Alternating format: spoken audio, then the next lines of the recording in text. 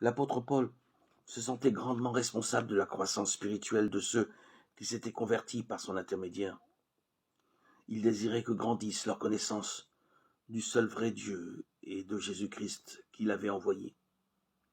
Au cours de son ministère, il réunissait fréquemment de petits groupes d'hommes et de femmes qui aimaient Jésus et avec eux se livraient à la prière. Il demandait au Seigneur de leur apprendre à garder un réel contact avec le ciel. Souvent, il s'entretenait avec eux des meilleures méthodes à adopter pour communiquer aux autres les vérités de l'Évangile. Et lorsqu'il était séparé de ceux pour lesquels il avait ainsi œuvré, il suppliait Dieu de les préserver du mal et de les aider à devenir des missionnaires actifs et zélés. Remarquez que l'apôtre Paul était conscient que le seul moyen pour les nouveaux croyants de rester vrais était de partager leur foi. Voyez ce qu'il a fait. D'abord, il se sentait grandement responsable de la croissance spirituelle de ceux qui s'étaient convertis par son intermédiaire.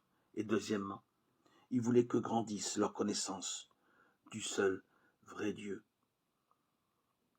Ces deux préoccupations étaient liées à la préparation de la glorieuse Église de Jésus et le poussaient à prier avec eux pour demander à Dieu de leur apprendre à garder une relation vitale avec lui.